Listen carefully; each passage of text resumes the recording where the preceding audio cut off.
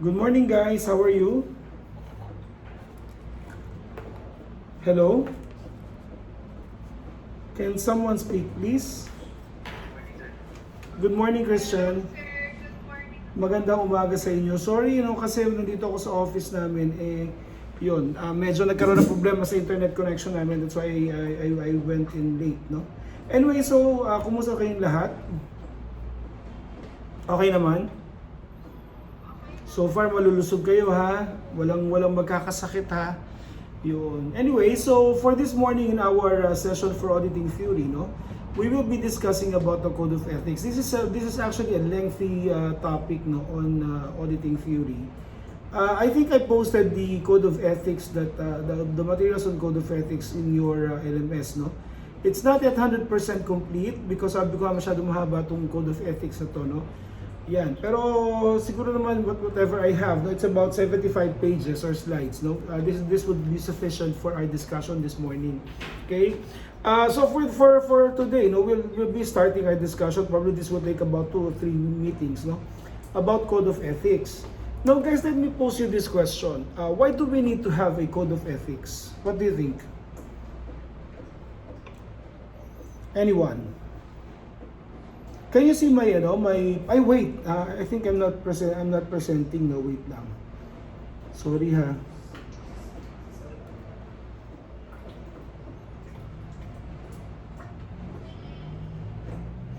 Webcam on, please.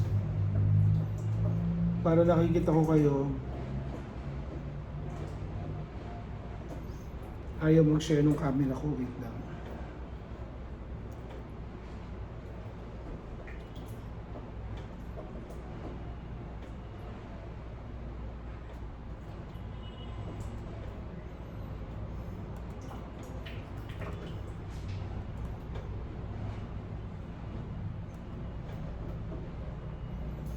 Guys, do you see my screen?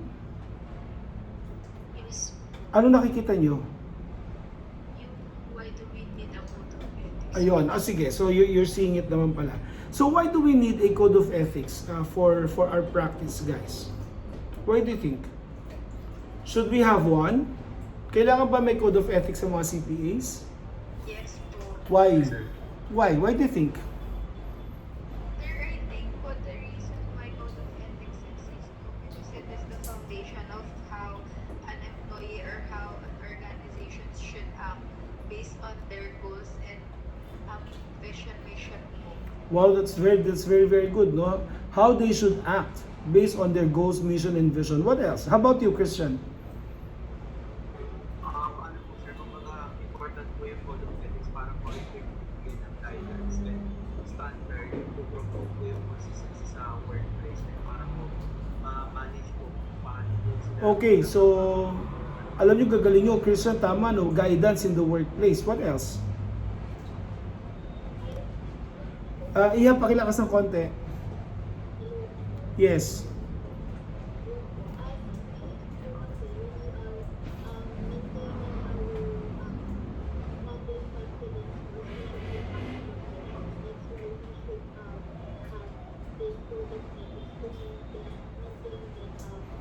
Okay, very good. Iyan, no? Tayo ay nasa isang profesyon. What else? Tingin nyo, why do we need a code of ethics? Do we really need it, or should we not just, act the way we feel we have to act in a profession? Kailangan ba? Kailangan ba talaga?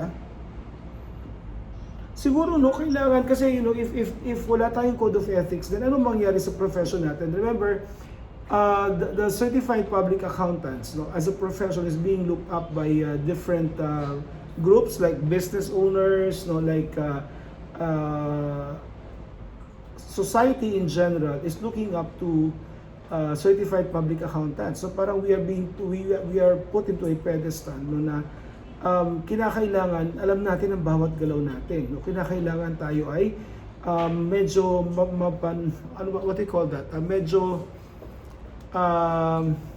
nag-iingat sa ating mga galaw, no, because one false move, and if someone sees you, then that might destroy the reputation of the profession. No? That's why we need a code of conduct para hindi tayo nagbabangayan. No? Kasi if we just act the way we want to, then magkakaroon ng conflict among CPA. No? So we need a code of conduct to somehow serve as guidance, no?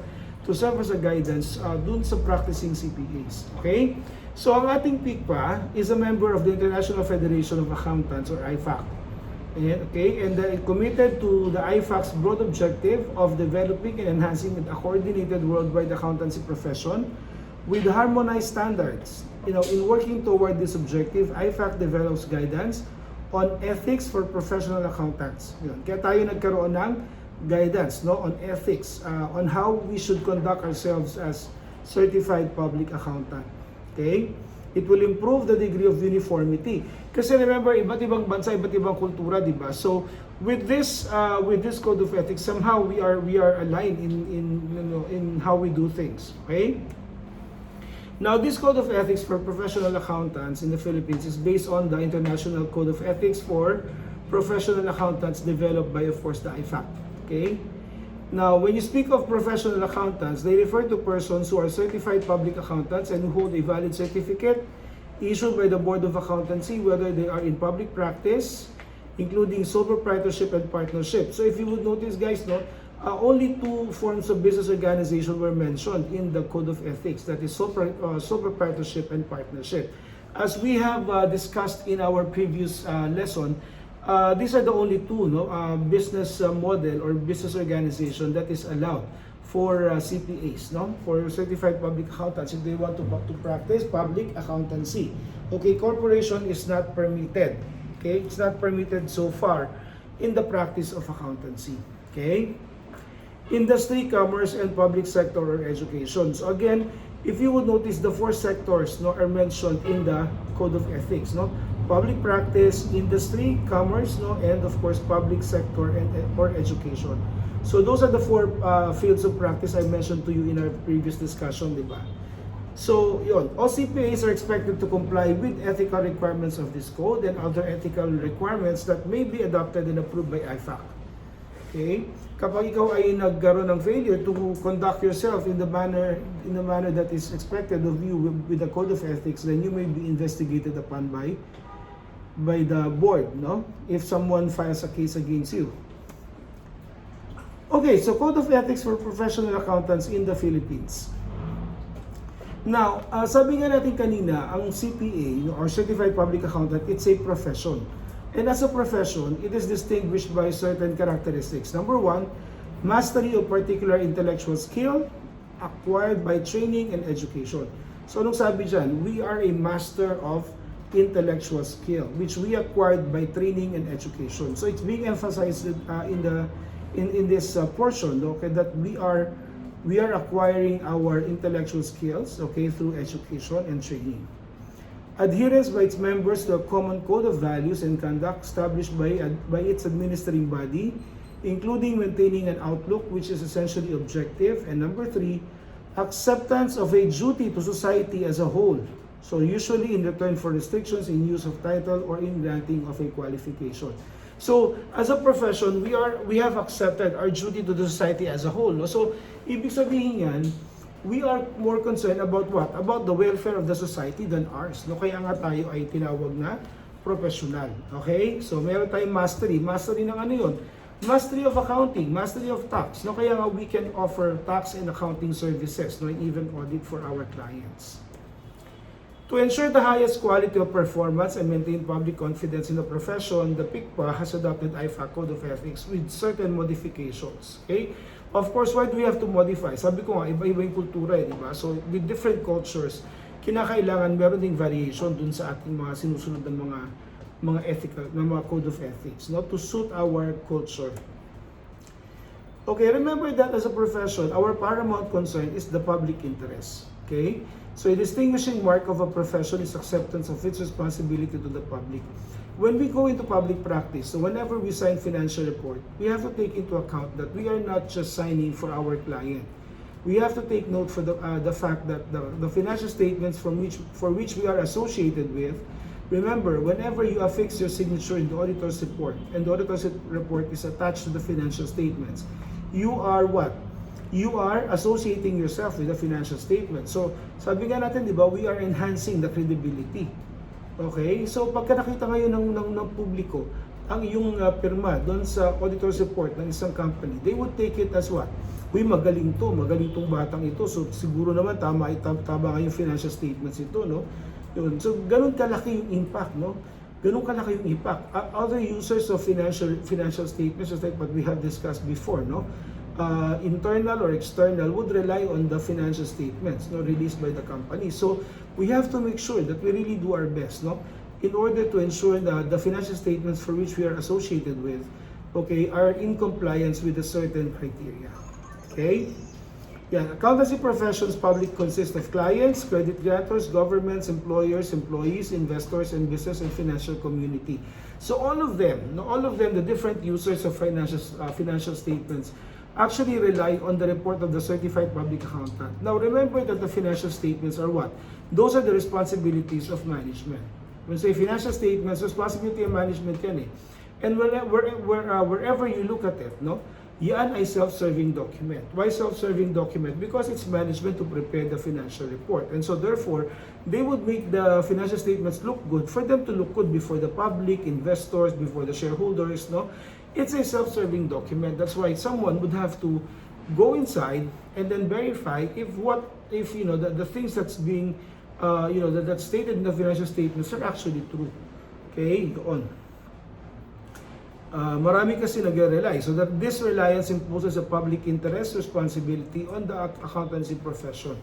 Kaya we cannot just take things for granted. If ever we sign the auditor's report attached to financial statements, we have to make sure that we have the full support of the amounts that's reflected in the financial statements and even the disclosures that's reflected in the notes of the financial statements. Okay? Yun. So make sure that whenever ikaw ay nag-practice, no, as an accountant, well, being it in public practice or in commercial industry, a lot of users, okay, of financial reports will rely on the financial statements that actually you prepared, no? Yan. So the code recognizes that the objectives of the accountancy profession are to work to the highest standards of professionalism. Ganon kataas dapat ang professionalism natin.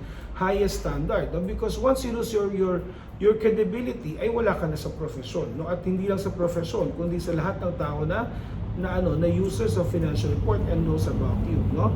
To attain the highest levels of performance and generally to meet public interest requirements set out. No? And for the objectives to be met, it requires the following. Okay, number one, credibility.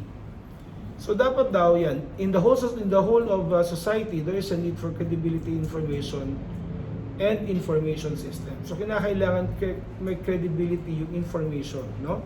Professionalism, there is a need for individuals who can be clearly identified by clients, employers, and other interested parties as professional persons in the accountancy field. So professionalism, no, we are being tagged as professionals, okay, CPA, certified public accountant. So we should act as a professional, no, with our clients, no, with our employers, okay. Quality of service. Yeah, there is a need for assurance that all services obtained from a professional accountant are carried out to the highest standards of performance. Okay. So we speak of quality of service. Ito yung the manner by which we deliver our services to the client. So sabi nga should be what? Highest, no? Highest standards of performance. Kumbaga walang makaka-question sa ginawa mo. Okay, why? Because marami nang naniniwala, marami nagtitiwala, no? Nagre-rely sa financial report or the auditor's report that you attach to the financial statement. So kinakailangan, before you can do that, before you can attach an auditor's report in the financial statements, you have to ensure na ikaw ay mayroong basehan sa iyong report, no? Kaya yun tinatawag natin yung mga audit work papers na tinatawag natin, no? Because the audit work papers would prove that you did something that's based on the standards, okay? Based on the standards of audit and as required by the standards of auditing, no? Yun. Now, confidence. Users of services of professional accountants should be able to feel confident that there exists a framework of professional ethics which govern the provision of the service. Okay? So confidence on the users that the services that we provide, that we are governed by specific framework, the code of ethics natin. Okay? Yan. So what are the fundamental principles? Okay? So in order to achieve the objectives of the accountancy profession, professional accountants have to observe a number of prerequisites or fundamental principles. Number one, integrity. Okay, so integrity, ano ibig sabihin integrity? That a CPA should be straightforward, and honest in performing professional services. So whenever a CPA performs professional services, you have to make sure that you are what? Straightforward. You tell the client what is right and what is wrong. Okay, or in the case of employee-employer relationship, whenever you are, whenever an employer asks you something, you have to tell him what is right, and you have to tell him the right thing, no? Explain to him ano ba yung tama, ano yung dapat nilang gawin. Okay? Hindi yung kung ano yung gustong gawin ng kliyente, because remember, ikaw ang CPA, di ba? So ikaw ang nag-undergo ng training, ikaw po sa CPA board examination, licensure examination. So dapat igalang nila nung employer mo, or ng kliyente mo, kung ano yung tingin mong tama, because ikaw ang nag-undergo ng seminar, ng training, and of course yung ating CPA licensure exam. Objectivity. So a professional accountant should be fair and should not allow prejudice or bias, conflict of interest, or influence of others to override objectivity. So what is meant by objectivity? Ano ba sa tingin niyo objectivity? Christian? What is meant by objectivity, Christian? Christian, tulog na.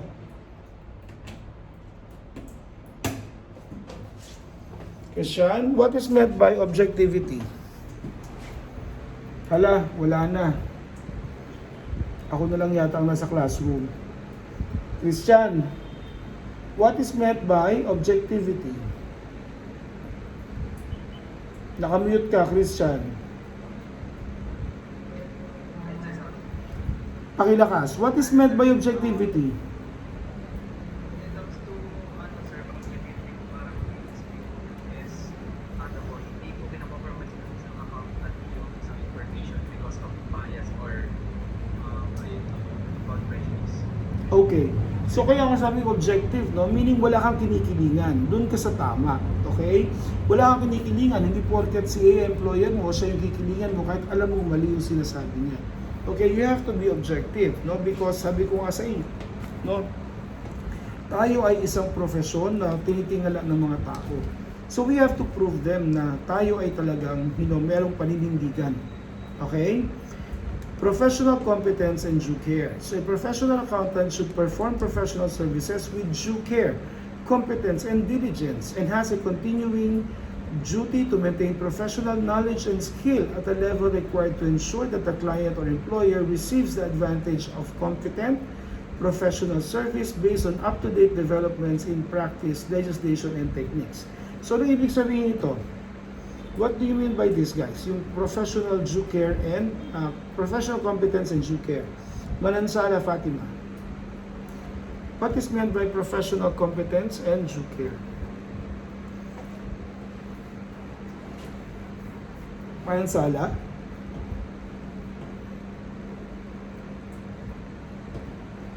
Manansala? Is Manansala there?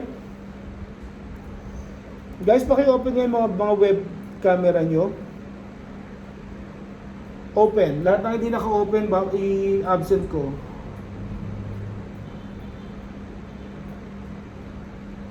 Alcantara Leo. Alcantara, what is meant by professional competence and due care? What do you think? Leo.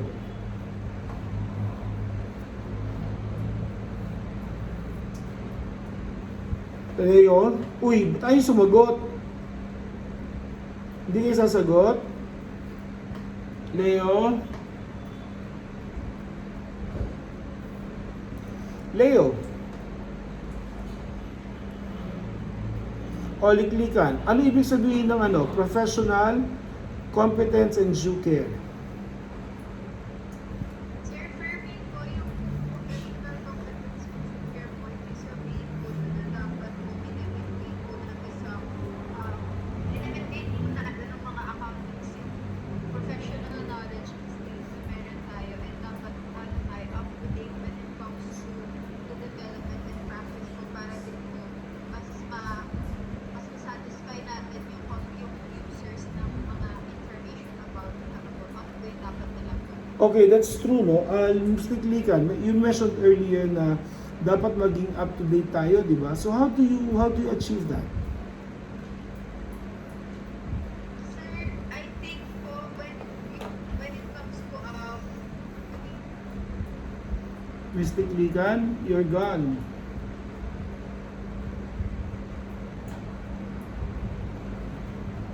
Mr. Klikan, nasa na yun? Mr. Klikan? Oh, I'm gone. Wala na pala akong internet.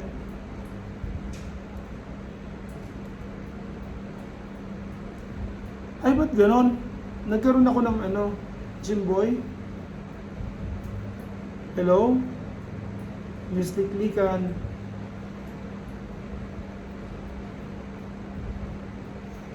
Can you hear me?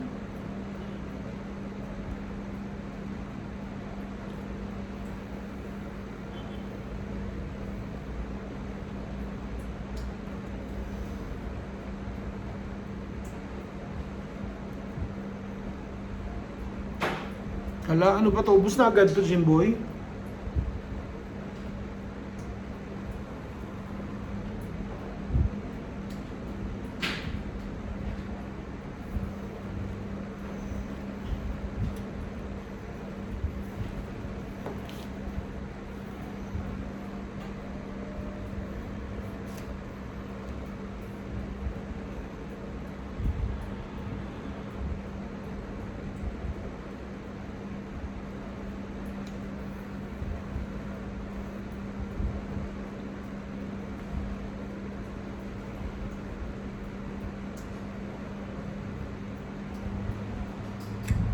Okay, I think we're back. Sorry for that. Yes, Mr. Klikan, how do we keep ourselves updated? Can you hear me? Ay, hindi pala. Hello? Hello? Okay. Okay, can you hear me, Mr. Klikan? So how do we keep ourselves updated? Sabi mo kanina, di ba, we have to, as professionals, we have to be abreast, we have to keep ourselves updated with whatever is happening in our profession. So how do we keep ourselves updated? Sir, I think po when it comes to new standards po, dapat po alam po natin yung EPCs na po in order for us to recommend it to our to the intended users po. Katulad po ng sinabi dito na up-to-date developments in practice legislation and techniques. Since, for example, like what you said earlier po na we are giving tax and accounting consultation po. Yun. Okay, that's very good, Mr. Klika, no? So when you speak of keeping ourselves updated, remember tayo ay nagkaroon ng ano, we studied accountancy for 4 years, right? Now, when we adopted the full PFRS in 2005, no? Sobrang dami ng mga bagong standards ang dumarating. And even up to now, no? Meron pa rin mga bagong standards na dumarating. Like the most recent was what? The accounting standards on leases, no? And even the adoption of small entities, no? So kinakailangan as accountants, we have already, of course, we have finished our course, we have passed, no, the licensure examination, but our learning doesn't stop there. Kinakailangan updated pa rin tayo. That's why there is a requirement for us to be able to, or before we can renew our licenses, no, there's a requirement for us to what? To update, to get the continuing professional education or the CPE or CPD, no? Kinakailangan meron tayo nun, mga iho-iha. No, hindi porket nakapasa ka na, hindi ka na mag-aaral. Hindi pwedeng ganon. We have to make sure that we are updated. Why? Because remember, yung ating mga kliyente, yan ay yan ay what do you call that? Yan ay nakadepende sa atin, no? Yan ay nakadepende sa atin. Sila ay nakadepende sa atin for advice, no, for whatever it is, no? Kaya kinakailangan tayo ay updated. Alam natin kung ano ginagawa natin. Because, we have to make them realize that we are what? We are competent. We achieve competence when we have finished our education, no, when we have passed the CPA licensure examination, but life doesn't end there. Hindi pwedeng nakapasa katapos na. Kaya ang ating mga bodies, no, like PICPA, okay, mga different chapters of PICPA, they are organizing training programs, no, for CPAs because they recognize the fact na masyadong maraming mga standards, no, at posibleng hindi pa alam ng ibang mga CPAs. And when I was lecturing for PICPA, when I was conducting lecture for PICPA, I'm surprised really, no, na medyo marami pa rin ang hindi nakakaalam ng ilang standards, no. And ang sa akin, we have, as professionals, we have to make sure that we know them, no. Para at least pag nagtanong yung kliyente natin, then we have something to tell them. Hindi yung wala kang sasabihin sa kliyente about a certain standard, no. We have to know them by heart. And whenever we perform engagements, we have to ensure that we are doing it with due care. When you say due care, no, lahat ng mga dapat na ginawa mo ay nagawa mo talaga. Ano ba yung dapat na ginawa mo sa account na yan? Nagawa mo ba? When we are working with our subordinates, we have to make sure that we supervise them, that we review their work. Kasi syempre, what can you expect from a junior accountant or junior auditor? Diba? Bago pa lang yan sa profession eh. He's not yet knowledgeable about the ins and outs of our profession, know how to document work papers. And so therefore, kinakailangan nila ng guidance from those that are more experienced than them. Tayo yun. Okay? Kaya kinakailangan na sila ay ating tulungan, no? Sila ay ating supervise. But as they grow with the company, with the firm, no, it is also expected na matututo sila sa mga dapat nilang gawin. Okay? Yan. Confidentiality. What is confidentiality kaya? What do we mean by confidentiality?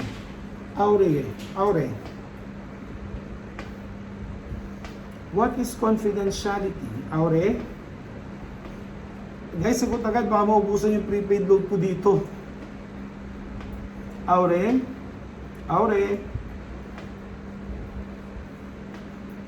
Asa si Aure? Wala? Oh, yes, Aure. De la Cruz. Sira po ang mic. O sige. De la Cruz Veron. But you have to find the replacement for your mic, Aure, ha? Because you cannot, you cannot participate kapag ganyan sira yung mic mo. Okay? Sige, sino tinawag ko? De la Cruz. De la Cruz? De la Cruz. O, De Ramos Kit. De Ramos. Pakilakasan iha. Yes, sir. Yes, ma'am. Iha, pakilakas. Sorry po. Sige, wait lang ha. I-ano ko lang yung aking speaker. Baka sakaling magkarinig din tayo. Jimboy, meron kang wallet kaya tanto sa hindi ba naman. Baka sakaling magkarinigan tayo. Wait lang. Medyo mahina din kasi eh. Saan po, sir? May wallet ka dyan, oh. May wallet ka kang iwanan dyan. Saan Ayun. po, sir? Ay! Patuloy meeting niyo, sir? Patuloy po meeting niyo. Meeting niyo kahapon. Sabi na pupunta sila. Sabi mo, sir, pupunta sila. Kaya nga. Hello? Hello? Sino tinawag ko? Miss De Ramos. Salita ka nga, Miss De Ramos. Hello, Miss De Ramos. Can you hear me?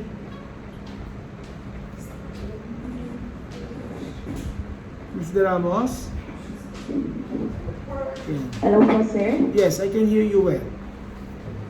Ang pagkaintindi ko po sa confidentiality is, as accountants, we should not disclose yung information ng mga clients natin or even the company we work with. Unless kailangan po talaga in terms of mga legal, ganun po. Okay, thank you very much, Ms. De Ramos. That is very true, no? Kasi di ba, as accountants, we see the records of our employers. So ikaw ay nasa commerce and industry. Kung ikaw ay auditor, we see the records of we see the records of our clients, no? Lahat yan, pinapakita nila sa atin yung buong kaluluwa nila, mga laman at balon-balunan nila, no? Mga laman, loob at balon-balunan, pinapakita nila sa atin. Even the amount of cash that they have in the bank, nakikita natin. Okay, so it is also our duty, no, to make sure na yung mga information na yun ay hindi naman nag-leak out. Okay, hindi pwedeng pinag-uusapan. Say for example, like a bunch of new auditors nag-uusap about, uy, ganito pala yung sweldo ni ganito, ganito pala yung sweldo ni ganito, no? Kasi sobrang laki naman, parang ganon. So, that is very uncomfortable, di ba? Just imagine, for example, your client would hear you na nakikipag-chismisan o pinag-uusapan nyo yung sweldo ng bawat isa doon sa kumpanya because salary is one of the informations na napaka-confidential, okay? Kaya nga yung mga kumpanya, may mga companies na medyo hindi komportableng ipakita yung payroll nila, but what can they do? We need to examine their books of accounts. So ikaw naman, meron ka nakikitang mga information na tingin mo ay dapat na hindi i-share sa iba, wag mo rin i-share sa iba. Okay? Pero na lang, of course, sabi mo nga, kung merong mga kinakailangan talaga, like say for example, in a court, in a litigation, na isinabpi na yung working paper o kung ano mang information, no? Then you have no choice. Okay? Professional behavior. Professional accountants should act in a manner consistent with good reputation of the profession. Refrain from any conduct which might bring discredit to the profession. Imaginein mo yan, no? We have to act in a manner consistent with good reputation.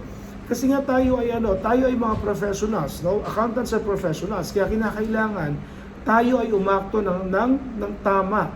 Okay? Tayo ay umakto ng tama. Pero paano kung say for example, no? Ito tama ba to? For example, yung isang kliyente mo, may assessment sa BIR, tapos ikaw na CPA, ikaw mag-aayos, tama ba yon? Tapos ikaw pa kung ikaw yung auditor, no? Ikaw say for example, mataas ang iyong katungkulan sa isang accounting firm, no? Pwede ba na ikaw ang kukuha ng pera sa kliyente mo para ayusin yung kanyang problema sa BIR? Pwede ba yon? Pwede ba yon? Tingin nyo, is that a professional behavior? That is going against our code of ethics, di ba? Tandaan niyo yan, ha? Kinakailangan, kung ikaw ay isang mataas na tao, no? Hindi ka dapat gumagawa ng mga kung ano-ano, di ba? Kasi yan ay nakaka-discredit sa profession. Paano kung malaman ng iba na managing partner ka tapos nangungurakot ka sa kliyente mo? You're getting money from your clients. That is not good. Kahit ano pa yan, kahit ano pang dahilan mo. Kuntsa-kuntsabahan kayo, hindi pwede yan. That will discredit the profession. And I know, meron mga ganyan, no? I know na meron mga ganyang klaseng CPAs na nakikipagsabuatan sa BIR. I've been a victim of that. Kaya galit na galit ako sa mga taong ganyan na hindi marunong sumunod sa Code of Ethics. Tapos yung iba naman alam nila may violation sa Code of Ethics, nakabahag buntot din, natuloy mga risk management partner, ethics partner, pero when they are confronted with situations na actually may problema na when it comes to ethical conformity, wala silang ginagawa. Bakit? Kasi ang inisip nila, retirement pay nila. Okay? Saan kaya pupulutin sa impyerno yung mga taong ganyan? Okay? Technical standards. Okay. A professional accountant should carry out professional services in accordance with the relevant technical and professional standards. So tandaan nyo, no, kapag kayo ay naging CPA, meron tayong sinusunod, yung mga technical and professional standards. Kaya meron tayong mga PFRS, mga kung ano-anong standards na yan. No? Kinakailangan yan ay alam natin, no? Yan, yung mga issuances, okay? So kaya nga meron tayong mga standards, no, dapat sinusunod yan. And those are what? Coming from yung mga Board of Accountancy, PRC, SEC, yan, okay? And relevant legislation. Okay, so how about the Code of Ethics? So the code set out below is divided into 3 parts. Yung part A natin, it applies to all professional accountants unless otherwise specified. So it's a general yan, no? Lahat ng professional accountants should abide by part A.